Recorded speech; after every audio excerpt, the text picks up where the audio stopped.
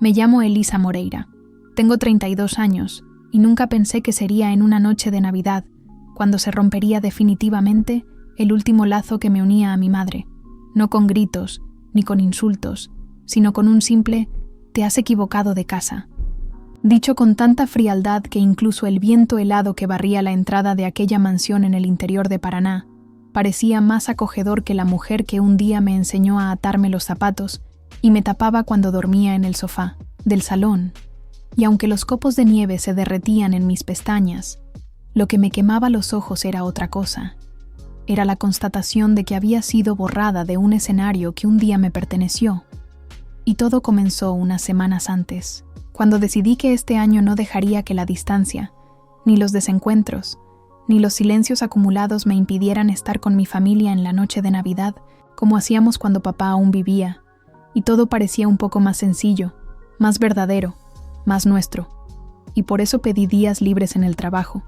Planifiqué cada parada del viaje, elegí los regalos con mucho cuidado, gasté mucho más de lo que podía solo para asegurarme de que nadie dijera que no me había esforzado, que no lo había intentado. Y seguí mi viaje desde São Paulo hasta esa pequeña ciudad,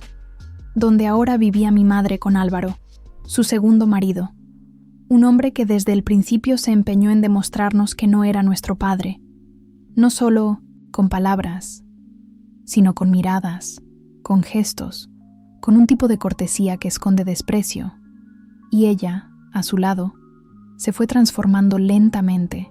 dejando atrás los cuadernos donde anotaba las ofertas del mercado, la ropa sencilla que ella misma cosía, e incluso las recetas de pastel de harina de maíz que hacían que el olor de la casa se reconociera desde el otro lado de la calle, y se convirtió en una mujer de tacones altos, uñas pintadas, invitaciones a cenas de negocios, viajes a lugares en los que antes ni siquiera soñaba con pisar. Y cuando el abuelo Joaquín murió, dejando una carta escrita a mano en la que pedía que el valor del seguro se dividiera entre ella, mi hermano Cayo y yo, el cambio se hizo aún más evidente,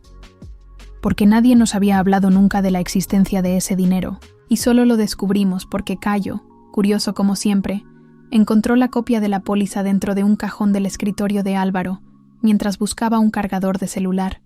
y fue ahí cuando todo comenzó a desmoronarse, porque no le bastaba con excluirnos emocionalmente. También quería ocultarnos la parte que nos correspondía de algo que había construido aquel hombre sencillo, que vivió con lo mínimo para asegurarse de que no nos faltara lo básico.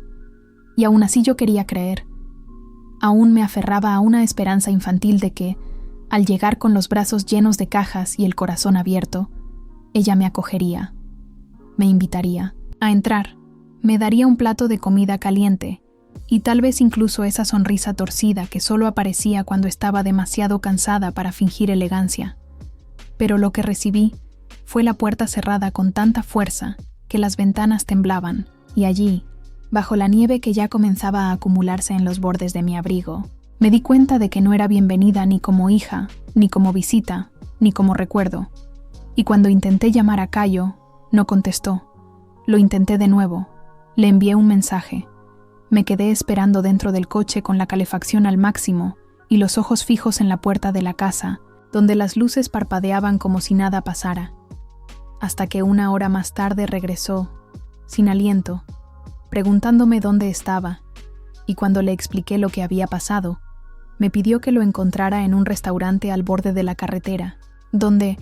con los ojos rojos y la voz temblorosa, me contó que había llegado a casa después de que empezara la fiesta,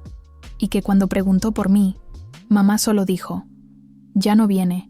está ocupada con su vida en São Paulo». Y allí mismo, entre un café y otro, me mostró los documentos que había guardado en secreto durante meses, con miedo de enfrentarse solo a la verdad que se imponía, y leímos juntos la carta de mi abuelo, fechada y firmada, donde decía que era justo que lo poco que había dejado se repartiera, y también vimos el extracto de la cuenta donde el dinero había sido depositado íntegramente en la cuenta de ella, sin decirnos una palabra, y la rabia que antes era solo dolor se convirtió en otra cosa, algo más firme, más decidido, y pasamos esa noche en su pequeño apartamento, rodeados de cajas de regalos que ya no tenían destinatario, tratando de entender en qué momento dejamos de ser hijos para convertirnos en obstáculos en su camino, y al día siguiente decidimos que no íbamos a aceptar ese silencio forzado como respuesta,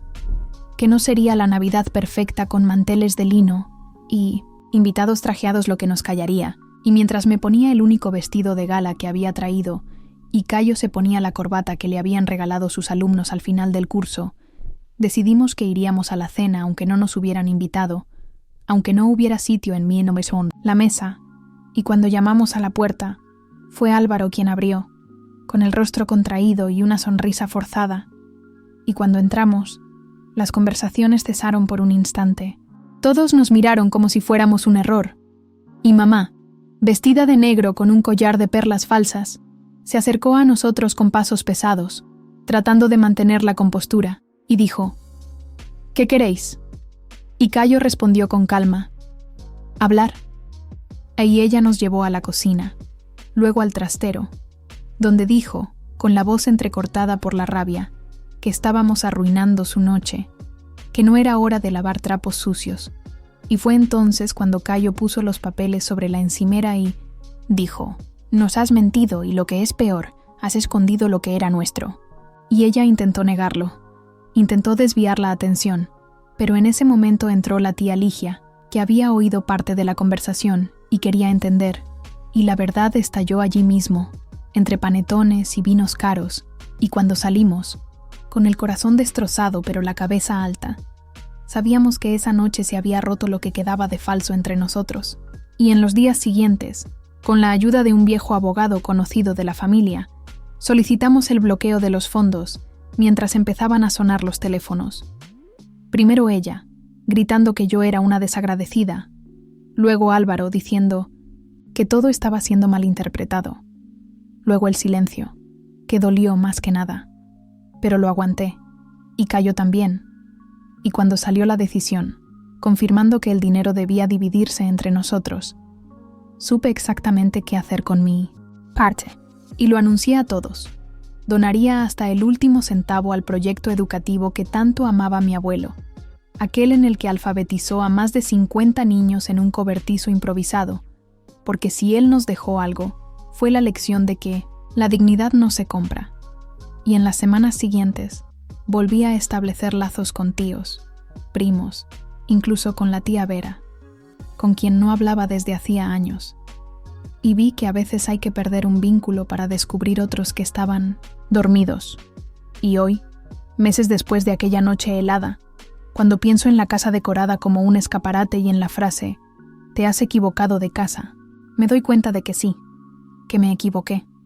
Me equivoqué al pensar que todavía había espacio allí para quien me había convertido. Pero lo que encontré después, en las mesas sencillas donde me senté con personas que me ven tal y como soy, vale más que cualquier cena en la que solo se te acepta si encajas en el marco dorado que se han pintado para sí mismos.